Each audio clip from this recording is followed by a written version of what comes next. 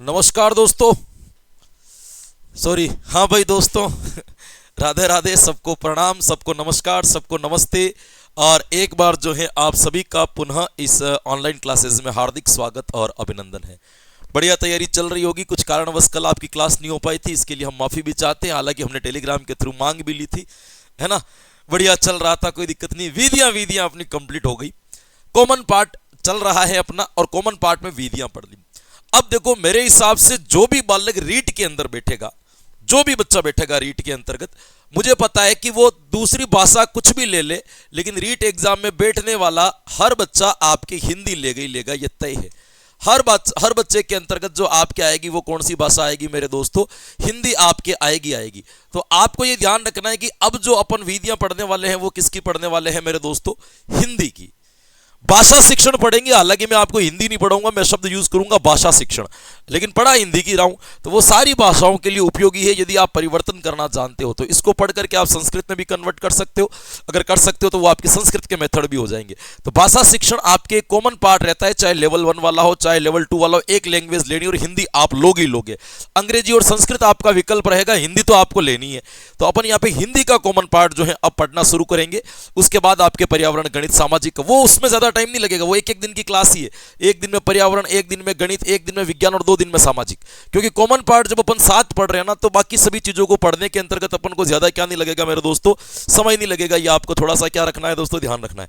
चलिएगा, अब अपन सीधे सीधे क्लास की ओर चलते हैं और अपन पढ़ना क्या चाहेंगे उस चीज को अपन पढ़ना प्रारंभ करते हैं। हेडिंग लगाना मेरे दोस्तों, भाषा शिक्षण। भाषा शिक्षण, भाषा शिक्षण। हम सारी बातें इसी के अंतर्गत करेंगे। मैं आपको फॉर्मेलिटी के तौर पर कोई चीज नहीं पढ़ाऊंगा। अपन बहुत सारी चीजें ऐसी पढ़ेंगे जो डिटेल से होंगी, बहुत सारी चीजें ऐसी पढ़ेंगे जो बिल्कुल नहीं होगी, है ना, आपके लिए भी और जो तैयारी कर रहे हैं उनके लिए भी। और ग्रेड 2 में जिसके हिंदी है वो भी हिंदी के मेथड्स यहां से पढ़ सकता है। लगभग सेम है, पूरे ही सेम है लगभग। क्या देखिएगा, भाषा शिक्षण के अंतर्गत अपन बात करें मेरे दोस्तों, भाषा शिक्षण जो बना है इसके अंतर्गत जो आपके ये भाषा शब्द है ना, भाषा शब्द, ऐसा माना जाता है कि ये भाषा शब्द जो है वो आपके संस्कृत की भाष धातु से बना है। कहां से बना है मेरे दोस्तों? वो बना है आपके संस्कृत की भाष धातु से। संस्कृत की भाष धातु से, भाष धातु से। ध्यान रखिएगा, भाषा शिक्षण जो बना है वो किससे बना है? आपके संस्कृत की भाष धातु से बना है। और यहां पे आपके इस भाष धातु का अर्थ बता जाता है वर्णों में व्यक्त की गई वाणी। वर्णों में व्यक्त वाणी, व्यक्त वाणी। अर्थात अपन यूं कह सकते हैं कि भाषा क्या है? तो वर्तमान में भाषा का एक सिंपल सा अर्थ निकल करके आता है कि भाषा एक प्रकार से वर्णों में व्यक्त की गई वाणी को हम क्या कहते हैं? भाषा कहते हैं। तो भाषा शिक्षण के अंतर्गत जो आपके भाषा शब्द है वो कहां से बना है मेरे दोस्तों? संस्कृत से बना है। आपको ये ध्यान रखना है दोस्तों। सामान्य तौर पर अपन भाषा का अर्थ लगाते हैं विचारों का आदान प्रदान करने से, कि भाषा का एक सिंपल सा काम है कि हमारे द्वारा व्यक्त किए गए विचार आपके तक पहुंच जाएं और आप उस विचारों पर जो भी प्रतिक्रिया का निर्माण करो वो प्रतिक्रिया हमारे तक पहुंच जाए। ये भाषा का जो क्या होता है मेरे दोस्तों? मूल काम होता है। ये आपको क्या रखना है? ध्यान रखना है। तो भाषा के संदर्भ में आपको ध्यान रखना है कि भाषा शब्द संस्कृत की भाष धातु से बना है, और भाष धातु में आपके इसका जो अर्थ होता है वो क्या होता है मेरे दोस्तों? इसका अर्थ होता है आपके वर्णों में व्यक्त की गई वाणी। आपको यह ध्यान रखना है। एक व्यक्ति हुआ था जिसका नाम था डॉक्टर रविंद्रनाथ विश्वास। विद्वान का नाम क्या था मेरे दोस्तों? तो एक विद्वान को आपको यहां पे हल्का सा क्या रखना है मेरे दोस्तों? याद रखना है, डॉक्टर रविंद्रनाथ श्रीवास्तव। भाषा का व्यक्ति, समाज व राष्ट्र में महत्वपूर्ण स्थान है। महत्वपूर्ण स्थान है, एक परिभाषा आती है, महत्वपूर्ण स्थान है। बात तो बिल्कुल इन्होंने सही कही कि भाई आपके जो भाषा है वो क्या है मेरे दोस्तों? एक प्रॉपर व्यक्ति के लिए, एक समाज के लिए और एक राष्ट्र के लिए बहुत ही ज्यादा महत्वपूर्ण है। अपन ये बात किसी भी कंडीशन पर इस बात को अपन टाल नहीं सकते या इस बात को अपन नकार नहीं सकते कि भाषा का एक राष्ट्र निर्माण में सबसे ज्यादा योगदान होता है। जिस देश में एक वैश्विक भाषा एक आपके समावेशी भाषा चलती है, वाकई में उस राष्ट्र की उन्नति दूसरे राष्ट्रों की तुलना में तीव्र गति से होती है। भाषा के द्वारा ही विचारों को जाना पहचाना आपके जा सकता है।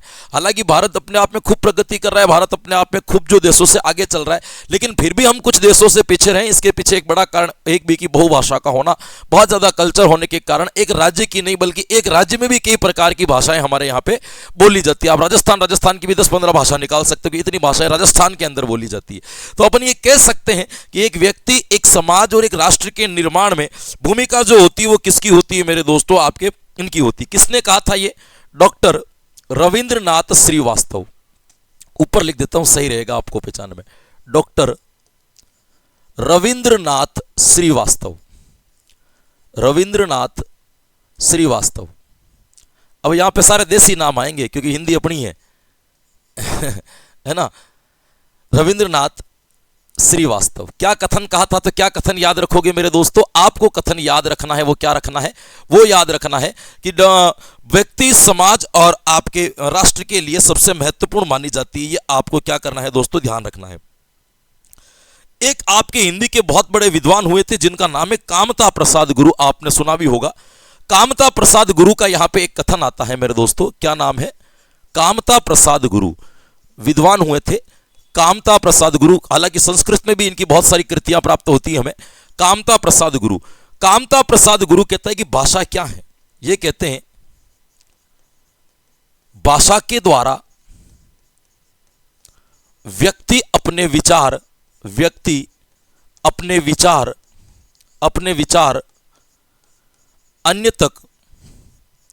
अन्य तक भली भांति पहुंचा सकता है। भली भांति पहुंचा सकता है तथा दूसरों के द्वारा प्रकट विचारों को भी समझ सकता है। दूसरों के द्वारा प्रकट विचारों को भी समझ सकता है। विचारों को भी समझ सकता है। ये आपको ध्यान रखना है। समझ सकता है। तो सारा खेल जो यहां पे बना हुआ है वो मेरे दोस्तों किससे बना हुआ है? भाषा का बना हुआ है। ये बात किसके द्वारा की गई थी दोस्तों? तो ये इनके द्वारा की गई थी दोस्तों। आपको ये बात क्या रखनी है दोस्तों? याद रखनी है ना। ये आपको क्या होना चाहिए मेरे दोस्तों? पता होना चाहिए। हालांकि ऐसी जितनी परिभाषाएं लिखी जाए या जितनी परिभाषाएं मैं आपको बताऊं उतनी परिभाषा कम पड़ेगी, लेकिन एक दो परिभाषा केवल भाषा के अर्थ को समझने के लिए जरूरी है। आज दिन तक भाषा शिक्षण में कभी इस प्रकार की परिभाषाएं पूछी नहीं गई है, नहीं के बराबर, तो हमें ज्यादा इसके ऊपर लोड लेने की भी जरूरी नहीं है। अब अपन यहां पे बात करते हैं मेरे दोस्तों भाषा विकास के दृष्टिकोण पे। किसके ऊपर बात करेंगे मेरे दोस्तों? भाषा विकास के दृष्टिकोण या भाषा का दृष्टिकोण। एक अपन एक नई हेडिंग लगाते हैं, बहुत अच्छी चीज मैं आपको बताता हूं। भाषा का दृष्टिकोण कि भाई भाषा आई कहां से, भाषा का इतना विकास कैसे हुआ, तो कौन कौन से दृष्टिकोण वाले लोग, कौन कौन से नजरिए वाले लोग भाषा के विकास को किस रूप में देखते हैं। आपको ध्यान रखना है भाषा के दृष्टिकोण को केवल 3 प्रकार के लोगों ने अलग अलग तरीके से व्यक्त किया है। यानी कि 3 दृष्टिकोण वाले लोग जिन्होंने अलग अलग प्रकार से भाषा विकास के क्रम को हमें समझाने का क्या किया है मेरे दोस्तों? प्रयास किया है। वो कितने दृष्टिकोण बताएं? 3। पहला दृष्टिकोण आता है जिसका नाम है भौतिक दृष्टिकोण। पहला दृष्टिकोण आता है जिसका क्या नाम है मेरे दोस्तों? भाषा का भौतिक दृष्टिकोण। भाषा का भौतिक दृष्टिकोण। भाषा का भौतिक दृष्टिकोण कहता है कि भाषा का जो विकास हुआ है वो कैसे हुआ है। तो ये कहते हैं कि व्यक्ति के कंठों में या व्यक्ति के मुंह में, मानव के मुंह में कुछ स्वर यंत्र पाए जाते थे। वो स्वर यंत्र धीरे धीरे ध्वनियों में ध्वनियां निकालने लगे। ध्वनियां धीरे धीरे वर्ण का रूप ले लेनी, वर्ण से शब्द बने, शब्द से वाक्य बने, और धीरे धीरे भाषा का क्या होता रहा? विकास होता रहा। मतलब यहां पे भाषा का विकास का संदर्भ सीधे अपने स्वर यंत्रों से जोड़ा कि भाषा का जो डेवलपमेंट हुआ है वो ऐसे ही होता जा रहा है कि जैसे जैसे समय बढ़ता जा रहा है वैसे वैसे भाषा एक वृहद रूप के अंदर बढ़ती जा रही है। तो ये कैसे मानता है कि भाषा का विकास कैसे हुआ था? तो जितने भी भौतिक दृष्टिकोण वाले लोग हैं उनका ऐसा मानना है कि भाषा का जो विकास होता है वो किस तरीके से होता है, तो आपको ध्यान रखना इनके अनुसार भाषा का विकास हमारे स्वर यंत्रों के माध्यम से हुआ है। तो ये कैसे मानते हैं विकास, कि भाषा का विकास कैसे हुआ है दोस्तों, भाषा का विकास स्वर यंत्रों से ध्वनि, ध्वनि से वर्ण, शब्द, ऐसे आगे करते करते करते करते क्या हो गया मेरे दोस्तों, भाषा का विकास हो गया है। ये आपको ध्यान रखना है, भाषा का क्या हो गया है मेरे दोस्तों, विकास हो गया है, ये आपको क्या रखना है, ध्यान रखना है। तो आपको पूछ ले कि बताओ भाषा का विकास किस तरीके से हुआ है, तो आपको ये ध्यान रखना है कि भौतिक दृष्टिकोण वाले लोग इस नजरिए से सोचते हैं कि भाषा का जो विकास हुआ था वो हमारे स्वर यंत्रों के माध्यम से हुआ था। हमारे, है ना, स्वर यंत्र, वर्ण, धीरे धीरे वर्ण, शब्द और इस तरीके से आगे जो हमारी भाषा बढ़ती चली गई थी, ये आपको ध्यान रखना। एक और दृष्टिकोण आता है मेरे दोस्तों भाषा विकास के अंतर्गत, वो आपका दृष्टिकोण माना जाता है, वो माना जाता है आपका सामाजिक दृष्टिकोण। भाषा विकास का दूसरा दृष्टिकोण कौन सा माना जाता है मेरे दोस्तों, भाषा विकास का दूसरा माना जाता है आपके सामाजिक दृष्टिकोण। कौन सा दृष्टिकोण माना जाएगा मेरे दोस्तों, सामाजिक दृष्टिकोण। जो लोग ऐसा सोचते, सामाजिक दृष्टिकोण वाले लोग भाषा के बारे में क्या सोचते, ये कहते हैं कि जैसे जैसे समाज विकसित होता गया, जैसे जैसे लोगों की सोशलिटी बढ़ती गई, वैसे वैसे साथ साथ में भाषा भी बढ़ती गई, या भाषा में भी परिवर्तन होते गए, या भाषा का भी विकास होता गया। तो बात तो बिल्कुल सही है कि जिस जिस प्रकार से समुदाय का, जैसे जैसे समाज का विकास होता रहा, तो समाज के साथ साथ में, केवल समाज का नहीं, उनके साथ साथ में हमारी भाषा का भी क्या होता रहा मेरे दोस्तों, विकास होता रहा। तो इनका मतलब जो लोग सामाजिक दृष्टिकोण से ये सोचते हैं कि भाषा का विकास कैसे हुआ, तो वो ये लोग सोचते हैं कि समाज के विकास के साथ भाषा का विकास होता है। तो इसका मतलब इनके अनुसार अपन क्या मानेंगे, इनके अनुसार अपन मानेंगे समाज के विकास के साथ भाषा का विकास होता है। समाज के विकास के साथ साथ किसका विकास होता है, साथ साथ भाषा का भी विकास होता है। भाषा का विकास होता है, भाषा का विकास होता है। तो भौतिक दृष्टिकोण वाले तो मानते कि स्वर यंत्रों से भाषा बनी है, और सामाजिक दृष्टिकोण वाले लोग क्या मानते कि भाषा का निर्माण जो हुआ है वो किस तरीके से हुआ है, तो ये लोग मानते हैं कि आपके समाज के विकास के साथ साथ में क्या हो गया था, अपने भाषा का भी विकास हो गया था। ये लोग आपके ये मानते हैं। एक आते हैं आपके सांस्कृतिक दृष्टिकोण वाले व्यक्ति, तीसरा दृष्टिकोण। बस तीन ही दृष्टिकोण है भाषा के। कौन सा दृष्टिकोण आएगा मेरे दोस्तों, सांस्कृतिक दृष्टिकोण। सांस्कृतिक दृष्टिकोण, सांस्कृतिक दृष्टिकोण वाले लोग कहते हैं कि भाषा का विकास, भाषा का संबंध कल्चर से है, भाषा का संबंध संस्कृति से। जिस जिस प्रकार से संस्कृति परिमार्जित होती चली जाएगी, वैसे वैसे भाषा का भी विकास होता चला जाएगा। यानी कि जैसे संस्कृति के अंदर बदलाव होंगे, जैसे संस्कृति के अंदर अपडेट होंगे, वैसे वैसे भाषाएं भी क्या होती चली जाएगी, बदलती चली जाएगी। और ये हम सब कुछ देख रहे हैं और समय के साथ में ऐसा हो रहा है ना। जैसे अपन देखो पुराने जमाने में जो राजा महाराजा हुआ करते थे, जो एक वस्त्रीय, या है ना, ये इस प्रकार से धीरे धीरे जो है एक प्रकार का वस्त्रीय आता जो पांवों से लेकर के यहाँ तक पहनते थे। इस प्रकार का वस्त्र जब हुआ करता था, पिताजी को अपन पिताश्री कह करके बुलाते थे, है ना। फिर धीरे धीरे लोगों के पास में धोती कुर्ता है तो पिताजी को, है ना, पिताश्री को लोग कुछ बापू कहने लगे, इनको, है ना, पिताजी कहने लगे, पिताश्री से पिताजी पर आ गए, है ना, कोई बाबूजी कहने लगे। इस तरीके से विकास हुआ। फिर धीरे धीरे हमारे पास में ना पैंट शर्ट वगैरह आने लगे, तो उसके बाद में अपन जैसे पैंट शर्ट कहने लगे, तो उसके बाद में पिताजी विताजी सब गायब हो गए। अपन क्या कहने लग गए हैं, आपके पापा कहने लगे, है ना। फिर आजकल लोग, है ना, बड़े जींस टी शर्ट, बरमूडे जींस टी शर्ट वगैरह के अंतर्गत आ गए हैं, तो वो बापू, पापा को केवल क्या कहते हैं, पापा कहने लगे केवल, है ना। पापा जी से कहा क्या आ गए आपके पापा। आजकल बहुत सारे स्मार्ट बच्चे ऐसे भी है जो केवल बरमूडे जींस वगैरह लेते ना, वो या वाले बच्चे इस टाइप के, है ना, वो बच्चे पापा को केवल पा कह के बुलाते, पीछे वाला पा भी खा गए। अब समझ में नहीं आ रहा है कि 10 साल बाद संस्कृति बदलेगी तो पा के बाद बचेगा भी क्या, क्या बोला जाएगा। लेकिन इसका मतलब साथ है कि कल्चर बदल रहा है, संस्कृति बदल रही है, पहनावा बदल रहा है, तो भाषा भी बदल रही है ना। तो ये बात भी बिल्कुल सही है कि कल्चर के साथ में भाषा का एक संबंध होता है। जिन जिन समुदाय की संस्कृति परिमार्जित हो गई, उनकी भाषा भी सभ्य होती चली गई, और जिन जिन समुदाय की संस्कृति ज्यादा परिमार्जित नहीं हो पाई, उनकी भाषाओं में भी कोई विशेष प्रकार का बदलाव नहीं हुआ है। तो आपको यह ध्यान रखना है कि भाषा विकास के कितने दृष्टिकोण माने जाते हैं, 3। सांस्कृतिक दृष्टिकोण वाले लोग क्या कहते हैं, ये कहते हैं कि भाषा का विकास संस्कृति के परिमार्जन से होता है। परिमार्जन का मतलब होता है अपडेट। संस्कृति के परिमार्जन से होता है, परिमार्जन से होता है। इसीलिए समय समय पर कल्चर का बदलना जरूरी है। जैसा जैसा टाइम चल रहा हो वैसे वैसे कल्चर के अंदर क्या हो जाने चाहिए, आपके परिवर्तन हो जाने चाहिए, है ना। ऐसा नहीं कि कल्चर का त्याग किया जाए। कल्चर हर देश की एक शान होती है ना, हर देश की एक पहचान होती है। तो कल्चर समाप्त नहीं किया जाए, कल्चर में अपडेट कर लिया जाए, कल्चर के अंदर बदलाव कर लिया जाए, उसमें सुविधाओं को अपना लिया जाए। ये ज्यादा क्या होगा, आपके महत्वपूर्ण होगा, ये जरूरी होता है। परिमार्जन करना बहुत आवश्यक होता है ना, ये आपको ध्यान रखना है। तो देखो कितने दृष्टिकोण माने जाते हैं भाषा विकास के। भाषा के 3 दृष्टिकोण माने जाते हैं। कौन कौन से? एक भौतिक दृष्टिकोण, जो लोग ये सोचते हैं कि भाषा का विकास स्वर यंत्रों से होता है। एक सामाजिक दृष्टिकोण, जो लोग ये सोचते हैं कि सामाजिक विकास के साथ साथ में भाषा का विकास होता है। एक आपके कौन से माने जाएंगे? सांस्कृतिक दृष्टिकोण, जो ये कहता है संस्कृति के बदल जाने के साथ साथ में या संस्कृति के बदलाव होने से धीरे धीरे क्या होता रहता है मेरे दोस्तों, भाषा का विकास होता रहता है। ये भी आपको क्या रखना है, ध्यान रखना है। क्लियर यहां तक? चलिएगा एक अपन पढ़ते भाषा की विशेषताएं या भाषा उपयोगिता पढ़ लेते हैं। चलो पहले, कोई बात नहीं, है ना। भाषा का महत्व क्या क्या है, इस चीज के ऊपर अपन क्या कर देते हैं जरूरी। भाषा शिक्षण का महत्व, यहां अपन सीधा लिख देते हैं भाषा का महत्व। दोस्तों मैं आपको भाषा शिक्षण के अंतर्गत बहुत सारी चीजें नहीं बताने वाला हूं। बहुत सारी चीजें ऐसी होगी, ऐसा नहीं है कि किसी ने नहीं पढ़ी होगी, कहीं न कहीं से पढ़ी होगी, आपने पहले से ही, आपको इस चीज का कोई अनुभव होगा। लेकिन ये मान करके चलिए कि बहुत सारी चीजों का अनुभव आपको पहली बार ही होगा। ऐसी ऐसी चीजें बताने वाला हूं जो शायद आपने पहले इसको ग्रहण नहीं कर रखी हो या पहले आपने इस चीज को नहीं सुन रखी होगी।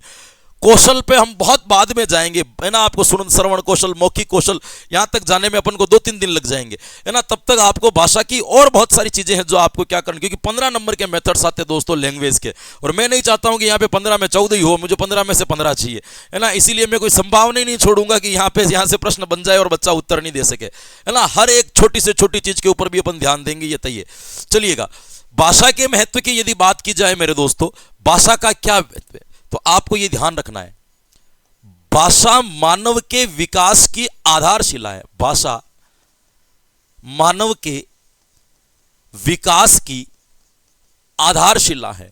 आप खुद इस चीज का अनुमान लगाओ, जब भाषा नहीं थी तब विकास की गति कितनी थी और भाषा बनने के बाद विकास की गति कितनी आई है।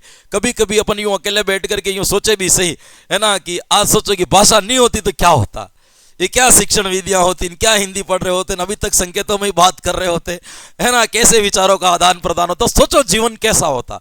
भाषा आने के बाद में जीवन कितना सरल हो गया है, आप ये सोच नहीं सकते हो, अनुमान नहीं लगा सकते अपन। सारी विषयों का विकास भाषा के बाद हुआ है, भाषा सबसे पहले आई है। तो भाषा आने से बहुत बेनिफिट हुआ। ये आप जो मानव की आज ये भौतिकवादी उपलब्धियां देखते हो, भौतिकवादी प्रगतियां देखते हो, ये जितना भी अंतरिक्ष से लेकर के आपके पाताल तक जो कुछ भी हो रहा है, ये सब भाषा की देन है। यदि लैंग्वेज नहीं आती ना, तो हम चांद तक पहुंचने में भाषा की बहुत बड़ी भूमिका है। आप ये मानते हैं कभी विज्ञान थी, आई बाद में, पहले भाषा आई। भाषा से विज्ञान है, भाषा से गणित है, भाषा से सामाजिक है, भाषा से साइकोलॉजी है। भाषा नहीं है तो ये कुछ भी नहीं है। यानी कि सबसे महत्वपूर्ण भूमिका किसकी लगती है, आपके लैंग्वेज की लगती है, भाषा की लगती है। तो आपको ये ध्यान रखना, भाषा मानव विकास की, या अपन ये कह सकते हैं मानव जीवन की क्या मानी जाती है दोस्तों, ये भाषा विचारों और भावों को अभिव्यक्त करने का माध्यम है। भाषा विचारों व भावों को, विचारों और भावों को अभिव्यक्त करने का माध्यम है। अभिव्यक्त करने का माध्यम है। अभिव्यक्त करने का माध्यम है। ध्यान रखिए कैसे, कि देखो आप हमारे अंदर उठने वाले विचार, हमारे अंदर उठने वाले भाव दूसरे व्यक्ति के पास में जाते हैं, तो वो किसके माध्यम से जाते हैं, भाषा के माध्यम से।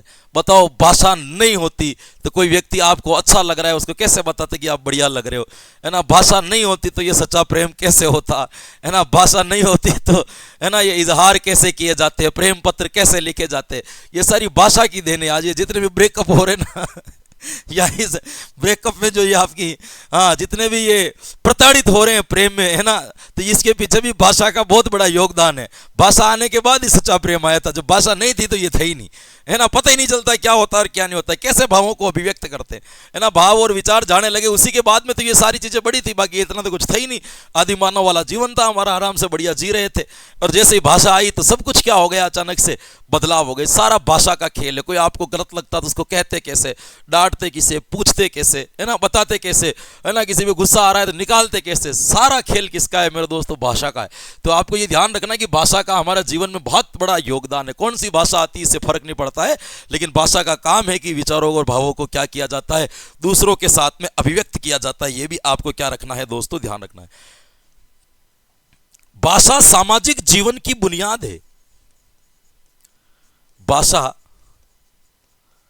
सामाजिक जीवन की बुनियाद है, बिल्कुल सही है, सामाजिक जीवन की बुनियाद है ना। भाषा के बगैर समाज कुछ नहीं है, बुनियाद है ना। भाषा नहीं है तो क्या है, आप सोचो, भाषा नहीं होगी, पंडित जी जो ना शादी में मंत्र कैसे पढ़ते हैं, भाषा नहीं होती तो लुगाइयां या औरतों के द्वारा शादी में गीत गाए जाते, वो कैसे गाए जाते, है ना। भाषा नहीं होती तो आप ये सोचो कि हाँ दूल्हे दुल्हन से बातचीत कैसे की जाती है ना। ये सारा संबंध किससे जुड़ा हुआ है, भाषा से, है ना। कभी आप घर पे बैठे बैठे इसी कल्पना करो, भाषा नहीं होती तो जीवन कैसा होता, आप अनुमान भी नहीं लगा सकते, वैसा होता, अकल्पनीय होता, अविश्वसनीय होता, है ना, सब कुछ होता। आप ये सबसे बड़ी बात है, ये आज आपका और हमारा जो मिलना हो रहा है ये भाषा की वजह से हो रहा है।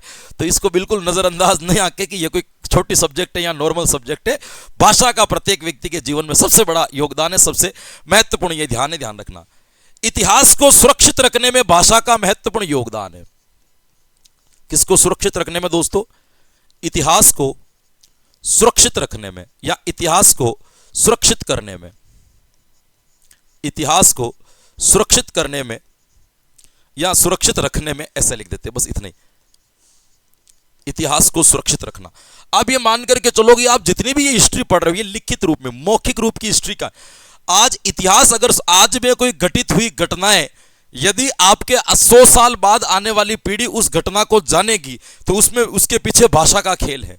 यदि भाषा नहीं है तो वो ये चीज जान ही नहीं पाएगी, वो ये चीज समझ ही नहीं पाएगी। तो ये आपको ये ध्यान रखना है कि इतिहास को सुरक्षित रखने में भी भाषा का क्या है मेरे दोस्तों, महत्वपूर्ण योगदान है। आपके ये ध्यान रखना है, भाषा आपकी आइडेंटिटी है ना, ये ध्यान रखना।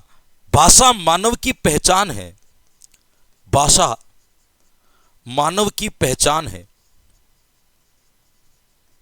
भाषा मानव की पहचान है। आपकी आइडेंटिटी क्या है, हमारी आइडेंटिटी जो है वो भाषा है, लैंग्वेज है।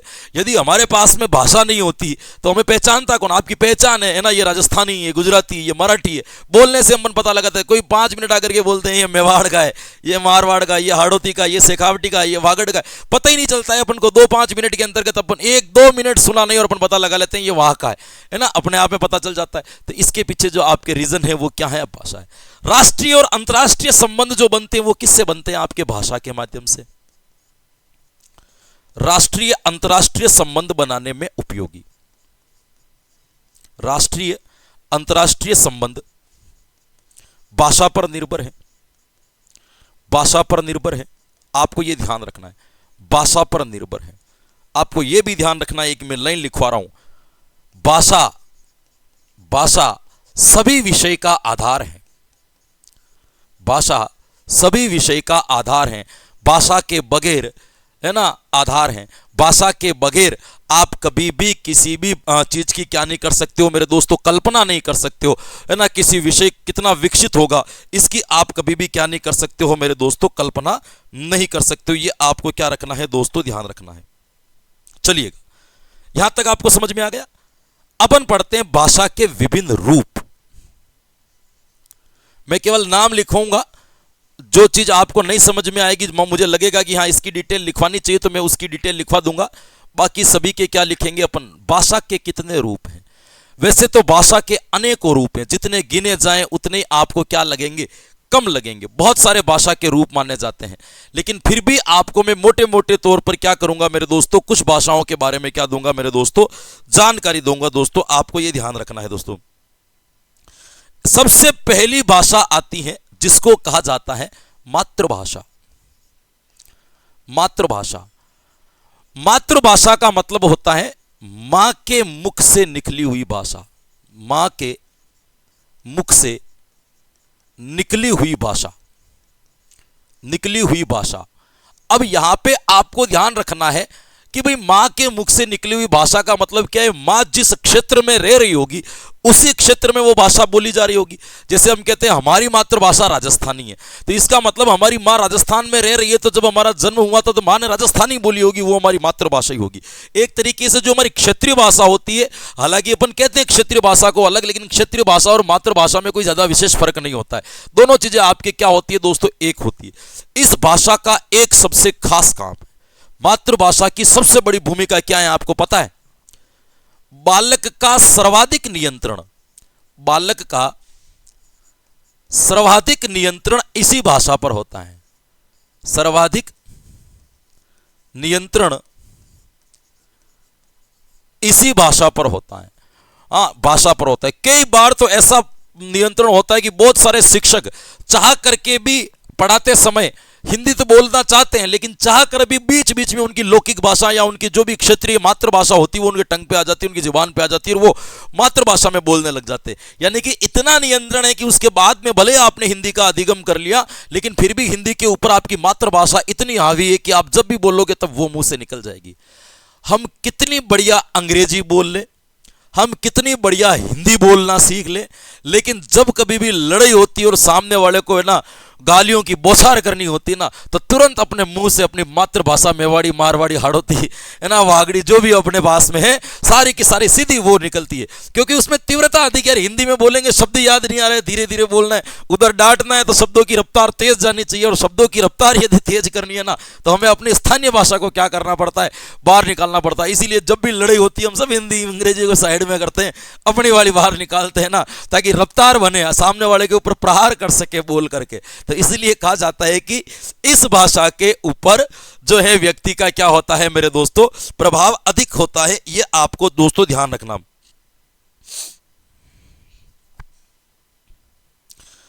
आपको ये ध्यान रखना, दो भाषा आती है, एक स्कूल भाषा, एक माध्यम भाषा। एक भाषा आती है जिसका नाम है स्कूल भाषा, या इसको विद्यालय की भाषा भी कहा जाता है। विद्यालय की भाषा, विद्यालय की भाषा।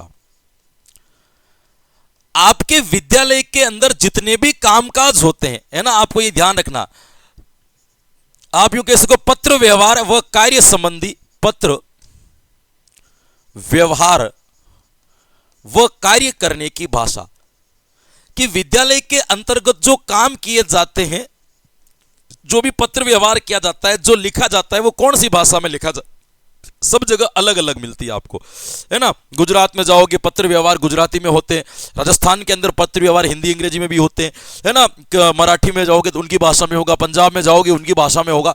तो जिनकी अपनी क्षेत्रीय भाषाएं, स्कूल के अंदर काम काज के लिए उन्हीं भाषा का क्या किया जाता है मेरे दोस्तों, प्रयोग किया जाता है। आपको ध्यान रखना। तो विद्यालय में जो काम काज के लिए या पत्र व्यवहार के लिए जो भाषा का प्रयोग किया जाता है वो कौन सी होगी, स्कूल भाषा। लेकिन बालकों को जिस भाषा में पढ़ाया जाता है उसको कहते हैं माध्यम भाषा। उसको कौन सी कहते हैं अपन, माध्यम भाषा। एक और होता है आपके माध्यम भाषा। विद्यालय में किस भाषा से पढ़ाया जाएगा उसको कहते हैं अपन माध्यम भाषा। माध्यम भाषा, माध्यम भाषा, जैसे हिंदी माध्यम, अंग्रेजी माध्यम, तो अपन कहते हैं माध्यम भाषा का मतलब क्या होता है, विद्यालय में शिक्षण की भाषा। विद्यालय में शिक्षण की भाषा, शिक्षण की भाषा।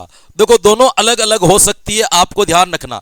कोई इंग्लिश मीडियम स्कूल है तो वहां पे पत्र व्यवहार हिंदी में चल सकता है, उनकी स्कूल की भाषा हिंदी हो और शिक्षण की भाषा अंग्रेजी हो।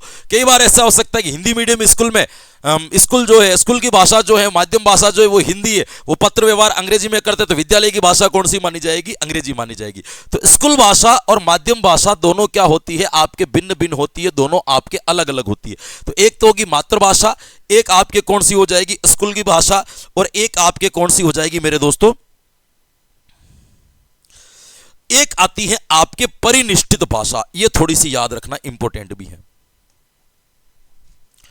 परिनिष्ठित भाषा, परिनिष्ठित भाषा, परिनिष्ठित भाषा। परिनिष्ठित भाषा का मतलब क्या होता है समझिएगा। ऐसी कोई भाषा है या ऐसी कोई भाषा है जो किसी बोली से आई है। विभिन्न बोलियों से निकली हुई कुछ भाषाएं ऐसी हैं जिन्होंने राजनीतिक और सामाजिक रूप से अपना एक स्थायित्व बना लिया है ना, एक अपनी जगह बना ली कि अब उसके राज्य में सारे काम उसी भाषा में होते हैं। जैसे गुजराती बोली से निकली हुई एक भाषा है, सामाजिक और राजनीतिक कार्यों में अपना दबदबा बना लिया, आज वो अपनी भाषा के रूप में कार्य करता है। मराठी बोली से निकली हुई भाषा है ना, जितनी भी आपके पंजाबी बोली से निकली हुई भाषा है। तो बोली से बनी ऐसी भाषा जिन्होंने सामाजिक और सांस्कृतिक रूप से अपनी एक जगह बना ली, अपनी एक पहचान बना ली। संविधान में उल्लेखित समस्त 22 भाषाएं आपके परिनिष्ठित भाषाओं में आएगी, लैंग्वेज जो मूल भाषा है उनको छोड़ करके। आपको ये ध्यान रखना है ना। क्या याद रखोगे इसके बारे में, परिनिष्ठित भाषा किसे कहेंगे? बोली से विकसित होकर, बोली से विकसित होकर, बोली से विकसित होकर बनी ऐसी भाषा जिसने सामाजिक व राजनीतिक रूप से अपनी अलग या एक पहचान बना ली, अपनी एक पहचान बना ली। ऐसी भाषा को अपन क्या कहेंगे मेरे दोस्तों? ऐसी भाषा को अपन कहते हैं परिनिष्ठित भाषा। भाई कौन सी भाषा कहेंगे अपन? परिनिष्ठित भाषा। तो बताओ भाषा का एक और प्रकार कौन सा हो गया? एक और प्रकार हमारे सामने आता है जिसको अपन क्या कहते हैं? परिनिष्ठित भाषा। ये आपको क्या रखनी है दोस्तों? ध्यान रखना है। एक आती है आपके मेरे दोस्तों अपभाषा। अप का मतलब होता है खराब। अप का मतलब क्या होता है मेरे दोस्तों? खराब। एक होती है अपभाषा। अपभाषा क्या होती है समझिए। इसी परिनिष्ठित भाषा का बिगड़ा हुआ स्वरूप क्या कहलाता है? आपके अपभाषा। जैसे गुजराती एक अपने आप में भाषा बनी, भाषा बनने के बाद में उसमें कुछ लौकिक मुहावरे, लोकोक्तियां है ना, ऐसी कुछ कहावतें डाली गई जो जिन्होंने धीरे धीरे भाषा में स्थान बना लिया। वो ऐसी भाषा को कहा जाएगा आपके अपभाषा। भाई कौन सी भाषा कहा जाएगा? आपके अपभाषा। कि कहा तो उसी भाषा में, जैसे अपनी एक अलग भाषा है जिसका खुद का व्याकरण है, व्याकरण के बाद भी व्याकरण तो गया साइड में, अपन लोकोक्तियां और मुहावरों का, लोकोक्तियों का, मुहावरों का, कथाओं का, या अपन ये कह सकते हैं कि डायलॉग जो भी आपके होते, उदाहरणों का, इनका प्रयोग ज्यादा करते हैं इसके अंतर्गत। तो अब भाषा का मतलब होता है परिनिष्ठित भाषा का बिगड़ा हुआ रूप, जिसमें लोकोक्तियों आदि का प्रयोग क्या किया जाता है? ज्यादा किया जाता है ना, लोक व्यवहार जिसके अंदर ज्यादा किया जाता है। ऐसी भाषा को अपन क्या कहते हैं मेरे दोस्तों? अपभाषा कहते हैं। भाई कौन सी भाषा कहेंगे? अपभाषा। तो अपभाषा का मतलब क्या याद रखोगे? याद रखना दोस्तों, परिनिष्ठित भाषा का बिगड़ा हुआ स्वरूप क्या कहलाता है? परिनिष्ठित भाषा का बिगड़ा हुआ स्वरूप, परिनिष्ठित भाषा का बिगड़ा हुआ स्वरूप कौन सी भाषा कहलाएगी मेरे दोस्तों? वो भाषा कहलाएगी अपभाषा। इसमें मुहावरे और लोकोक्तियों का प्रयोग अधिक होता है। इसमें मुहावरों तथा लोकोक्तियों का प्रयोग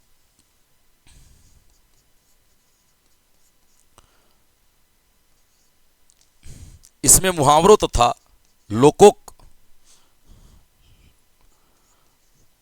लोकोक्तियों, अरे क्या होगा मेरे तो लोकोक्ति नहीं लिखा सर।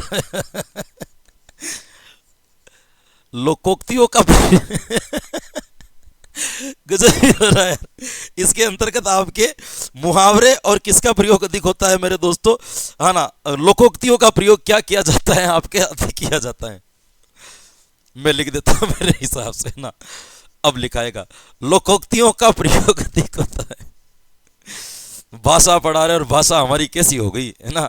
लोकोक्तियों का प्रयोग किया जाता है, ध्यान रखना, किया जाता है ना। इसीलिए कहा जाता है अभ्यास नहीं होने पर ये दिक्कतें आती है ना। पढ़ी तो हमने भी थी भाषाएं, लेकिन अभ्यास की क्या रहेगी कमी। विषय ऐसे ही था जिसके अंदर लिखने का कोई काम नहीं होता है, तो धीरे धीरे लिखना छूटता गया।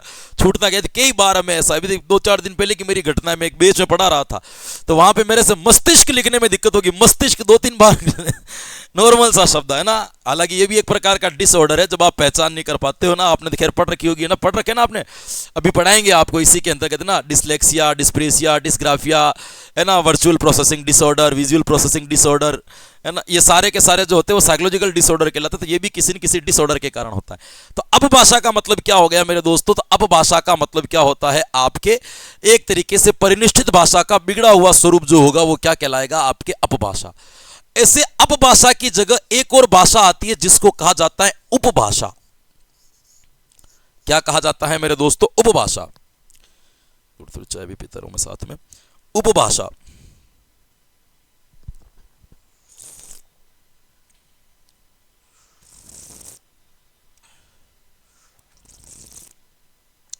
देखिएगा, उपभाषा किसे कहते हैं? उपभाषा अपने आप में स्वतंत्र कोई भाषा नहीं होती। उपभाषा कोई स्वतंत्र भाषा नहीं होती। बहुत सारी बोलियों को मिला करके एक भाषा बनती है जिसको अपन कहते हैं आपके उपभाषा, है ना। प्रॉपर कोई भाषा नहीं होती, बहुत सारे राज्यों को बना करके। जैसे देखो, अपन कहें पहाड़ी भाषा। अब पहाड़ी भाषा का मतलब क्या है कि आपके जितने भी ठंडे प्रदेश हैं उन ठंडे प्रदेशों को मिला करके एक भाषा का निर्माण किया गया है, उनको अपन कहते हैं पहाड़ी भाषा। तो पहाड़ी भाषा कोई प्रॉपर में भाषा नहीं है। अब हिमाचल में कुछ अलग बोला जाता है, उत्तराखंड में गढ़वाल क्षेत्र में जाओगे कुछ अलग बोलते, कुमाऊं क्षेत्र में जाओगे कुछ अलग बोलेगा।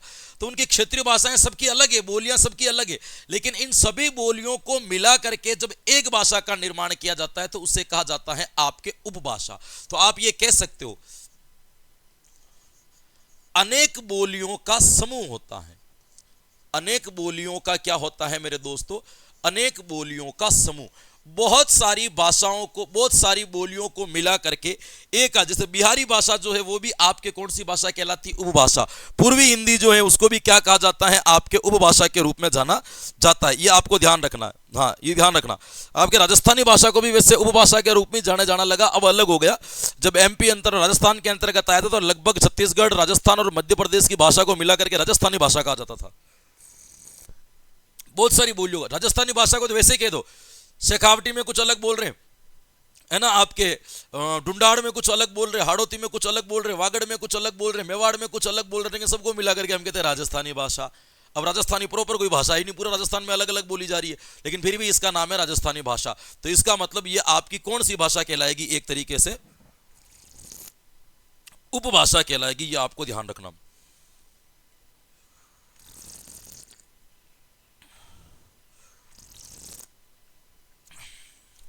एक आपके आती है राष्ट्रभाषा।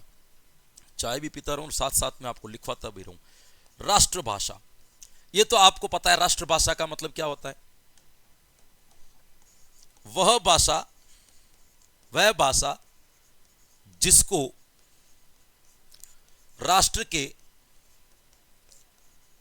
के अधिकांश लोग बोलते और समझते हों। अधिकांश लोग बोलते व समझते हो, बोलते व समझते हो, ऐसी भाषा को क्या कहा जाएगा मेरे दोस्तों? समझते हो, ऐसी भाषा को क्या कहा जाएगा? तो ध्यान रखना मेरे दोस्तों, ऐसी भाषा को आपके कहा जाएगा एक तरीके से राष्ट्रभाषा। तो वह भाषा जिसे राष्ट्र के अधिकांश लोग बोलते हो या राष्ट्र के अधिकांश लोग जिसको समझते हो, ऐसी भाषा को हम कहते हैं राष्ट्रभाषा। कई बार ऐसा होता है कि ये मुद्दा उठा गया कि भारत की राष्ट्रभाषा कौन सी होगी।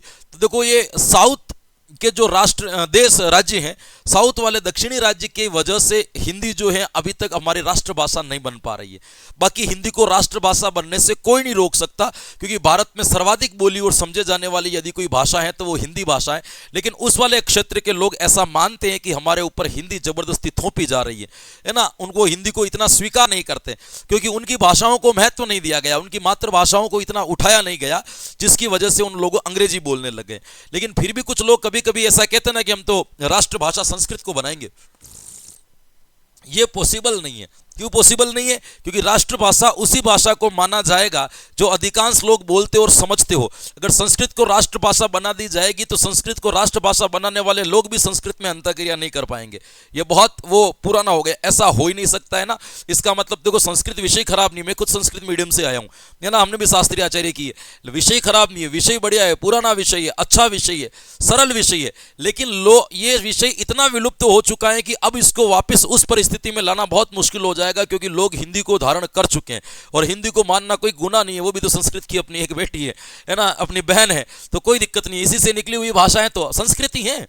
समय अभी तो अपन ने पढ़ा था ना, भाषा कल्चर के साथ में अपडेट होती है, संस्कृति बदली, समाज बदली, तो भाषा के अंदर भी तो परिवर्तन होगा। हो सकता है भविष्य में जाकर के हिंदी भी अपना एक नया रूप ले लें। तो ध्यान रखना, राष्ट्रभाषा का मतलब क्या होगा? वह भाषा जिसे संपूर्ण राष्ट्र के लोग लगभग समझते हो या उसका क्या करते हो मेरे दोस्तों, प्रयोग करते हो। आपको यह ध्यान रखना है। एक आती है आपके राजभाषा, एक भाषा जो आती है उसका नाम क्या है मेरे दोस्तों? एक भाषा आती है आपके जिसको कहा जाता है राजभाषा। भाई कौन सी भाषा आएगी आपके? राजभाषा। राजभाषा का मतलब होता है आपके प्रांत स्तर पर, प्रांत स्तर पर, प्रांत स्तर पर, प्रांत स्तर पर राजकीय कार्यों में प्रयुक्त की जाने वाली भाषा। राजकीय कार्यों में, राजकीय कार्यों में प्रयुक्त की जाने वाली भाषा, प्रयुक्त की जाने वाली भाषा, प्रयुक्त की जाने वाली भाषा कौन सी कहलाएगी मेरे दोस्तों? वो कहलाएगी आपके राजभाषा की। सबकी अपनी अपने राज्य की अपने अपने स्तर की भाषा जो होती है वो क्या होती है मेरे दोस्तों? अलग होती है दोस्तों, है ना, ये आपको ध्यान रखना है। एक आती है आपके विशिष्ट भाषा, जिनका प्रयोग केवल विशिष्ट लोग ही करते हैं। विशिष्ट भाषा, देखो मैं समझाता हूं ये क्या होती है विशिष्ट भाषा। इसमें ध्यान रखना है, विशिष्ट लोगों के द्वारा प्रयुक्त की जाने वाली भाषा। क्या याद रखोगे? विशिष्ट लोगों के द्वारा, लोगों के द्वारा प्रयुक्त की जाने वाली भाषा, प्रयुक्त की जाने वाली भाषा, प्रयुक्त की जाने वाली भाषा। जैसे वकील, सैनिक, इनकी ऐसी भाषाएं होती है जो विशिष्ट होती है, ये इन्हीं के द्वारा प्रयुक्त की जाती है ना। आप इसको वकील याद रखिएगा, वकील की अपनी भाषा होती है ना। पुलिस की अपनी भाषाएं होती है। वकील की भाषाएं जो होती है, जो बातचीत करते, जो भी उनके धारा, तो उनकी एक अलग ही लैंग्वेज होती है बनाने की। वो आम लोग उसको प्रयुक्त ही नहीं करते। तो आम लोग जिससे प्रयुक्त अदालत में बोली जाने वाली भाषाएं, कोर्ट में बोलने वाली भाषाएं, ये अलग, ये विशिष्ट है। ऐसे व्यवसायों की भी होती है, डॉक्टर की भी अपनी खुद की अलग भाषा होती है। तो प्रत्येक विशिष्ट क्षेत्र में काम करने वालों की जो अलग भाषा होती है उसको क्या कहा जाता है? आपके विशिष्ट भाषा। विशिष्ट भाषा भी एक क्या कहलाता है? आपकी भाषा का रूप कहलाता है। तो राजभाषा के बाद में आपको क्या याद रखना है दोस्तों? विशिष्ट भाषा। एक आती है मूल भाषा। मूल भाषा, मूल भाषा, मूल भाषा का मतलब होता है जिससे भाषा का जन्म हुआ हो, उद्गम हुआ हो, जिससे भाषा का उद्गम हुआ हो, या आप ये कह सकते हो जिससे भाषा का जन्म हुआ हो। जैसे अपन ये कहते हैं कि आपके हिंदी की जननी कौन है, हिंदी कहां से आई, तो अपन कई बार कहते हैं, वैसे तो बहुत सारों की मिली हुई भाषा है, लेकिन अपन मानते हैं कि हिंदी की जो मूल भाषा है वो क्या है? संस्कृत भाषा है। संस्कृत से ही इसका हिंदी का क्या हुआ है? निर्माण हुआ है। यही कारण है कि हिंदी और संस्कृत की ग्रामर बहुत सारी जो आपको मिलती है वो कैसी मिलती है? आपको मिलती जुलती नजर आती है। तो मूल भाषा का मतलब क्या होता है? कि ऐसी भाषा जहां से भाषा का क्या हुआ हो मेरे दोस्तों? उद्गम हुआ हो, उसको अपन क्या कहते हैं दोस्तों? एक आपके आती है मिश्रित भाषा। नाम से ही पता चल रहा है, बहुत सारी भाषाओं को मिलाकर के बनी एक भाषा क्या कहलाएगी? मिश्रित भाषा। इसके अंतर्गत आपको कुछ भी लिखने की जरूरत नहीं है, नाम से ही क्लियर हो रहा है कि मिश्रित भाषा का मतलब क्या होता है? बहुत सारी भाषाओं को मिलाकर के जब किसी एक भाषा का निर्माण हो जाता है तो ऐसी भाषा को अपन क्या कहते हैं? मिश्रित भाषा कहते हैं। यह भी आपको क्या रखना है दोस्तों? ध्यान रखना है। एक आती है आपके इंपॉर्टेंट गुप्त भाषा। गुप्त भाषा,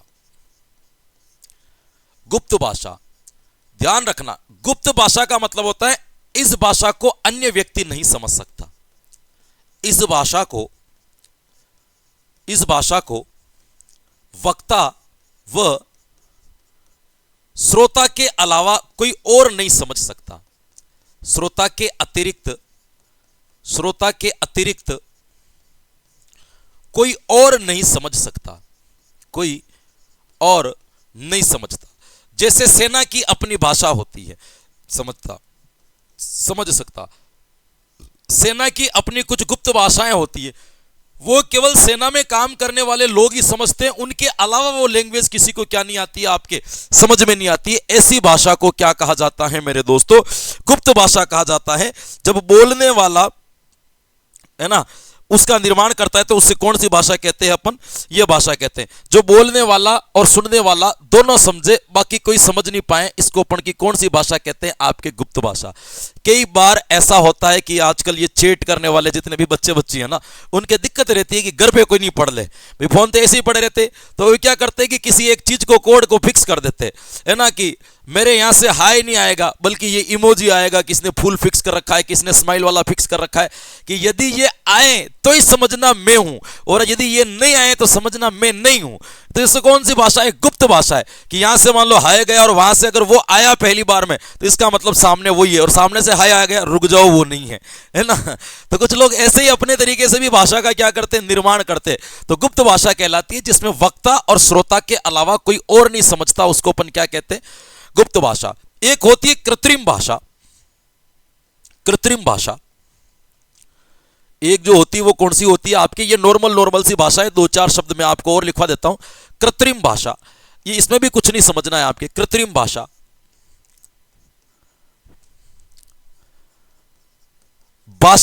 भाषा से ही नई भाषा बनाना, भाषा से ही नई भाषा बनाना, नई भाषा बनाना। आपने कई बार ये देखा होगा, आपके दुकानदार जो होते हैं ना, उनकी अपनी एक अलग ही भाषा होती है, उसको गुप्त भाषा नहीं कह सकते हो। जैसे दुकानदार होते हैं, उन्होंने संख्या लिखी होती है ना। मान लो कि किसी का आप कोई टी शर्ट लेने गए तो उसके ऊपर ऐसे, टी शर्ट के ऊपर ऐसा लिख दिया जाता है ADC। अब आपको पता ही नहीं ADC भाषा तो है, पर दुकानदार को इस पता है कि A का मतलब 200 है, D का मतलब जो है आपके 5 है, C का मतलब 0 है, मतलब ये इसको कम से कम 250 में बेचना है। तो ये आपके उसके द्वारा बनाई जाती है, इसीलिए इसको क्या कहते हैं अपन? कृत्रिम भाषा कहते हैं। कि मूल भाषा को तोड़ मरोड़ करके जब किसी नई भाषा का निर्माण किया जाता है तो उससे अपन कौन सी भाषा कहते हैं दोस्तों? यह भाषा कहते हैं दोस्तों। एक आती है आपके साहित्यिक भाषा। साहित्य के क्षेत्र में देखो, हिंदी जो है, हिंदी की सामान्य भाषा अलग है, हिंदी के साहित्य की भाषा पूरी की पूरी अलग है। हम जो बोलते हैं वो भाषा उसकी साहित्यिक भाषा नहीं है। तो ध्यान रखना, यह भाषा का उच्चतम रूप होता है। भाषा के जो श्रेष्ठ शब्द होते हैं वो साहित्य में होते हैं। भाषा का उच्चतम रूप कौन सा होता है? साहित्यिक भाषा, है ना। भाषा का जो लेवल होता है वो कहां से नजर आता है? आपके साहित्यिक भाषा के द्वारा नजर आता है। तो ये भी ध्यान रखना है, इसको क्या माना जाएगा? आपके साहित्यिक भाषा माना जाएगा। एक दो भाषाएं और आती है, जीवित भाषा और एक होती है आपके मृत भाषा। दोनों के अर्थ बता रहा हूं, कुछ नहीं लिखना है इसके अंतर्गत। जीवित भाषा और एक कौन सी आती है? आपके मृत भाषा।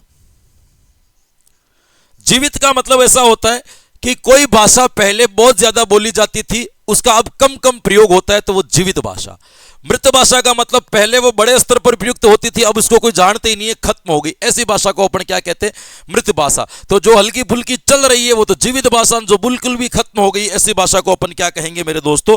मृत भाषा कहेंगे। ये भी आपको क्या रखना है दोस्तों? ध्यान रखना है। एक आती है आपके सहायक भाषा। सहायक भाषा, सहायक भाषा। एक भाषा के अर्थ को समझने के लिए जब दूसरी भाषा का प्रयोग किया जाता है तो ऐसी भाषा को अपन क्या कहते हैं? सहायक भाषा। क्या याद रखोगे? एक भाषा का अर्थ समझने के लिए, अर्थ समझने के लिए, समझने के लिए जब दूसरी भाषा का सहारा लिया जाता है, जब दूसरी भाषा का सहारा लिया जाता है, सहारा लिया जाता है, ऐसी भाषा को अपन क्या कहते हैं? सहायक भाषा। जैसे संस्कृत को समझने के लिए हम हिंदी का सहारा लेते हैं, तो ये हिंदी उसकी क्या कहलाएगी? सहायक भाषा। एक आपको ध्यान रखना है, जाति भाषा। ये तो आप सबको पता है कि प्रत्येक कास्ट की भी अपनी एक अलग अलग भाषा होती है, जिस भाषा का वो क्या करते? प्रयोग करते। तो जातीय भाषा के बारे में आपको ज्यादा याद रखने की आवश्यकता नहीं है, आपको ये ध्यान रखना। दो भाषाएं और तीन भाषाएं और बता देता हूं। एक तो आती है समपूरक भाषा। समपूरक भाषा, समपूरक भाषा। समपूरक भाषा का मतलब होता है मिलती जुलती भाषा। एक भाषा से जब दूसरी भाषा मिलती है तो अपन उसको क्या कहते हैं? समपूरक भाषा लगभग लगभग एक जैसी है, मिलती जुलती, जैसे राजस्थानियों की और आपके मालवीय यानी कि लगभग एमपी में रहने वाले लोगों की लैंग्वेज मिलती जुलती है, तो ये क्या कहलाएगी? आपके समपूरक भाषा। एक होती है परिपूरक भाषा जो बिल्कुल भी विपरीत होती है, जिसका किसी के साथ संबंध नहीं होता है। परिपूरक भाषा जो किसी से नहीं मिलती, पता ही नहीं चलता, ये पूरी की पूरी अलग है। जो आपके क्या है, आपके जो किसी से नहीं मिलती, ऐसी भाषा को क्या कहा जाता है मेरे दोस्तों? ऐसी भाषा को कहा जाता है आपके परिपूरक भाषा। और एक अंतिम याद रख लेना मेरे दोस्तों, बच्चों की भाषा, जहां पे बच्चा रो करके, हंस करके, हाथों को हिला करके बताता है कि मुझे दुख हो रहा है, मुझे भूख लग रही है, मुझे खाना खाना है, ये सब जो बताया जाता है, ऐसी भाषा को अपन कौन सी भाषा कहेंगे मेरे दोस्तों? बच्चों की भाषा। एक बार रिवीजन करेंगे, भाषाएं मैंने बहुत ज्यादा है आपको पढ़ा दी, पढ़ाना पड़ेगा, क्या कर सकते हैं ना, कंटेंट के मामले में कोई कॉम्प्रोमाइज नहीं। आइए आज की क्लास में अपन ने शुरुआत कहां से की थी, एक बार अपन ये देख लेते। मैंने बताया था भाषा शब्द संस्कृत की बास धातु से बना है, जिसका अर्थ होता है वर्णों में व्यक्त की गई वाणी। ध्यान रखना, डॉक्टर रविंद्रनाथ श्रीवास्तव ने कहा था, भाषा का व्यक्ति समाज व राष्ट्र में महत्वपूर्ण स्थान है। कामता प्रसाद गुरु कहते हैं कि भाषा के द्वारा व्यक्ति अपने विचार अन्य के पास भली भांति तक पहुंचा सकता है तथा दूसरों के द्वारा प्रेषित किए गए विचारों को ग्रहण कर सकता है। भाषा के दृष्टिकोण की बात की थी, 3 प्रकार के दृष्टिकोण बताए गए। भौतिक दृष्टिकोण का मतलब स्वर यंत्रों से भाषा का विकास हुआ है। सामाजिक दृष्टिकोण का मतलब समाज के विकास के साथ साथ में भाषा बढ़ी है। सांस्कृतिक दृष्टिकोण का मतलब होता है कि संस्कृति के साथ साथ में भाषा का विकास हुआ है। फिर आपको ध्यान रखना है, भाषा के महत्व पढ़े थे। भाषा मानव के विकास की आधारशिला है। भाषा विचारों और भावों को अभिव्यक्त करने का माध्यम है। भाषा सामाजिक जीवन की बुनियाद है। इतिहास को सुरक्षित रखने में उपयोगी है। यह मानव जीवन की पहचान है और राष्ट्रीय अंतर्राष्ट्रीय संबंध इसी पर निर्भर करते हैं। और सभी विषय का उद्गम या सभी विषय का जो आधार है वो भाषा है। भाषा के रूप पढ़े, मातृभाषा यानी कि क्षेत्रीय स्तर पर बोली जाने वाली भाषा, स्कूल भाषा जिसमें विद्यालय में जिस भाषा का प्रयोग करते, माध्यम भाषा जिसमें विद्यालय में पढ़ाया जाता है, विशिष्ट भाषा जो बोलियों से विकसित होकर के अपनी एक अलग पहचान बना चुकी है, अपभाषा परिनिष्ठित भाषा, उसको कहते हैं किसी बोली से विकसित होकर के अपनी एक पहचान बना चुकी है। परिनिष्ठित भाषा का बिगड़ा हुआ स्वरूप अपभाषा, बहुत सारी बोलियों का मिला हुआ समूह क्या होगा? उपभाषा।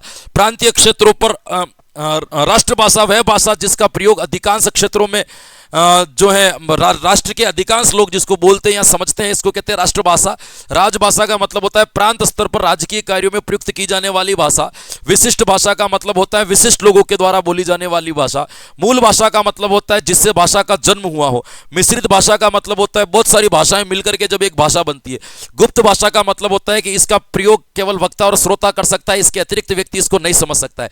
कृत्रिम भाषा का मतलब होता है भाषा को ही एक अलग ही मोड़ देकर के या भाषा से ही भाषा बनाई जाती है, उसको कहते हैं अपन मिश्रित भाषा, जैसे दुकानदार प्रयोग करते हैं। साहित्यिक भाषा जो साहित्यिक क्षेत्रों में की जाती है वो भाषा साहित्यिक भाषा कहलाती है, भाषा का उच्चतम रूप कहलाता है ना। जीवित भाषा जो हल्की फुल्की चल रही है, मृत भाषा जो बंद होगी। सहायक भाषा ऐसी भाषा जो एक भाषा के अर्थ को समझने के लिए जिसका प्रयोग किया जाता हो।